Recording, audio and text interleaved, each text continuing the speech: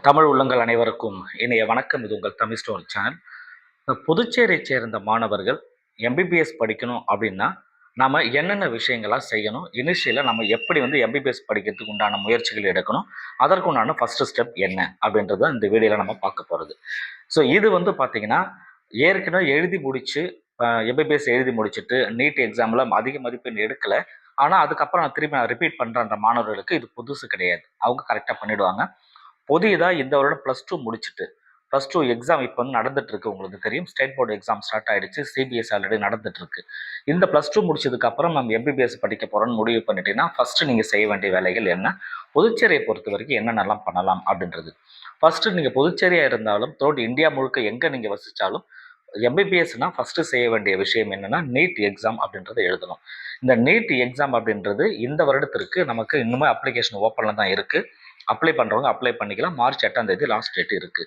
So இதற்கு இடையில் நீங்கள் ஃபஸ்ட்டு நீட் எக்ஸாமுக்கு அப்ளை பண்ணுறீங்க. நீட் எக்ஸாம் எழுதி முடிச்சுட்டு அந்த ரிசல்ட் வரும் இல்லையா, அந்த ரிசல்ட் வச்சுக்கிட்டு நீங்கள் தயாராக இருந்தீங்கன்னு சொன்னால், நீங்கள் பாண்டிச்சேரியில் படிக்க போகிறீங்க அப்படின்னு முடிவு பண்ணிட்டீங்கன்னா, பாண்டிச்சேரியில் சென்டாக் ஆர்கனைசேஷன் இருக்குது.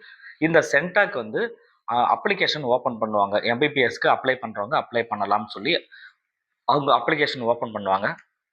அந்த நேரத்தில் நீங்கள் உங்களோட நீட் மார்க்கை வச்சு கூட சில டாக்குமெண்ட்ஸ்லாம் வச்சு சென்டாக்கு நீங்கள் அப்ளை பண்ணணும். அதற்கு ஒரு குறிப்பிட்ட காலக்கெடு கண்டிப்பாக கொடுப்பாங்க. அதற்குள்ளே நீங்கள் சென்டாக்கு அப்ளை பண்ணணும். சென்டாக்கு அப்ளை பண்ணும்பொழுது நீங்கள் உங்களோட பர்சனல் டீட்டெயிலு, ஃபோட்டோஸ் எல்லாமே அப்லோட் பண்ணி முடிச்சிருவீங்க.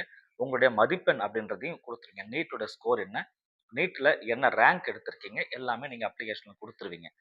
இதில் நீங்கள் அப்ளை பண்ணதுக்கு அப்புறமா அவங்க என்ன பண்ணுவாங்க, யாரெல்லாம் அப்ளை பண்ணியிருக்காங்களோ, எத்தனை பேர் அப்ளை பண்ணியிருக்காங்கன்னு பார்த்துட்டு அதற்கு ஒரு ரேங்க் லிஸ்ட்டை ரிலீஸ் பண்ணுவாங்க. நீங்கள் பாண்டிச்சேரியை பொறுத்த வரைக்கும் ஓவரால் ரேங்க்கில் எந்த இடத்துல இருக்கீங்க, உங்களுடைய கம்யூனிட்டி ரேங்க்கில் எந்த இடத்துல இருக்கீங்கன்னு ஒரு ரேங்க் லிஸ்ட்டை வெளியிடுவாங்க. அந்த ரேங்க் லிஸ்ட்டை வச்சுக்கிட்டு தான் நீங்கள் இருந்தீங்கன்னு சொன்னால், அதுக்கப்புறமா உங்களுக்கு திரும்ப அப்ளிகேஷனை மறுபடியும் செகண்ட் டைம் ஓப்பன் பண்ணும்போது அதில் நீங்கள் எந்தெந்த காலேஜில் நீங்கள் செலக்ட் பண்ணலாம் அப்படின்றத நீங்கள் செலக்ட் பண்ணணும். ஏன் இந்த ரேங்க் லிஸ்ட்டை வெளியிடுறாங்க? இந்த ரேங்க் லிஸ்ட்டில் இந்த குறிப்பிட்ட ரேங்க்குள்ளே இருக்கிறவங்க இந்த தேதியில் நீங்கள் அப்ளை பண்ணலாம்னு சொல்லிடுறாங்க. செகண்ட் டைம் அப்ளை பண்ணும்பொழுது நீங்கள் உங்கள் காலேஜ் ப்ரிஃபரன்ஸை கொடுக்கணும். இதுதான் சாய்ஸ் ஃபில்லிங் அப்படின்னு சொல்லுவாங்க. இந்த காலேஜ் ப்ரிஃபரன்ஸ் அப்படின்றதுனா பாண்டிச்சேரியை பொறுத்த வரைக்கும் ஒரு 3 பிரைவேட் மெடிக்கல் காலேஜ், ஒரு கவர்மெண்ட் மெடிக்கல் காலேஜ் இருக்குது. இது எல்லாத்துக்குமே நீங்கள் அப்ளை பண்ணணும்னா சென்டாக் வழியாக தான் போகணும். சார் நான் ஜிப்மரில் படிக்கணும்னு நினைக்கிறேன், அதற்கு என்ன செய்கிறது அப்படின்னா, ஆல் இண்டியா கோட்டாக்கு நீங்கள் அப்ளை பண்ணணும். ஜிப்மரில் படிக்கணும் அப்படின்னா ஆல் இண்டியா கோட்டாக்கு நீங்கள் அப்ளை பண்ணணும். ஆல் இண்டியா கோட்டா எப்படி பாண்டிச்சேரியில் சென்டாக் அப்ளிகேஷன் ஓப்பன் பண்ணுறதுக்கு ரிலீஸ் பண்ணுறாங்களோ, அதே போல் ஆல் இண்டியா கோட்டாக அப்ளை பண்ணுறவங்க அப்ளை பண்ணலான்னு அவங்க ரிலீஸ் பண்ணுவாங்க. அதில் நீங்கள் அப்ளை பண்ணீங்கன்னா தான் பாண்டிச்சேரியில் ஜிப்மரில் இருக்கிறது உங்களுக்கு கிடைக்கும். பாண்டிச்சேரியில் இருக்கிற மாணவர்கள் அப்படின்றதுனால பாண்டிச்சேரியில் கோட்டாலையுமே உங்களுக்கு அது கிடைக்கும். சரிங்களா? ஜிப்மர் இல்லாமல் மீதி இருக்கிற private medical college 3, government medical college 1.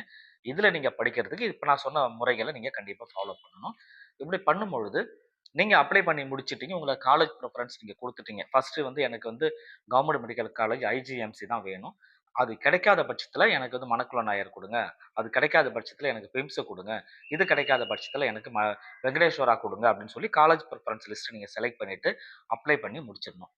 அதற்கப்புறம் அதற்குரிய ரிசல்ட்டை வெளியிடுவாங்க. பேஸ்ட் ஆன் உங்களுடைய மார்க், உங்களுடைய ரேங்கை பொறுத்து நீங்கள் கேட்ட காலேஜில் சீட் இருக்கா அப்படின்னா உங்களுக்கு சீட் அலாட் பண்ணும். இது எல்லாமே சிஸ்டமே தான் பண்ணும், மேனுவலாக பண்ணுறது கிடையாது.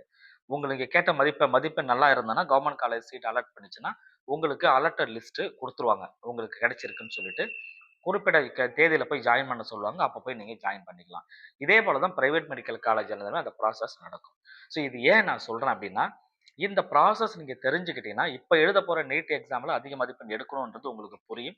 அதையுமே நீங்கள் கரெக்டாக செய்யணும். ஸோ இந்த விஷயங்களை கரெக்டாக நீங்கள் ஃபாலோ பண்ணி முடிங்க. பாண்டிச்சேரி மட்டும் கிடையாது, பாண்டிச்சேரி, தமிழ்நாடு, த்ரூஅவுட் இந்தியா முழுக்க நீங்கள் எம்பிபிஎஸ் படிக்கணும் அப்படின்னு நினைக்கும்போது எம்பிபிஎஸ்க்குரிய ஃபுல் கைடன்ஸ் நம்ம சேனலில் கொடுத்துட்ருக்கோம். சேனலை தொடர்ச்சியாக பார்த்துக்கிட்டே இருங்க. அடுத்தடுத்த அப்டேட் உங்களுக்கு கொடுப்போம். இது வரைக்கும் நீங்கள் சப்ஸ்கிரைப் பண்ணலன்னா சப்ஸ்கிரைப் பண்ணிவிட்டு ஃபாலோ பண்ணீங்க அப்படின்னா நம்ம போடுற வீடியோக்கள் கண்டிப்பாக உங்களுக்கு யூஸ்ஃபுல்லாக இருக்கும். சேனலை ஃபாலோ பண்ணிக்கோங்க. தேங்க்யூ.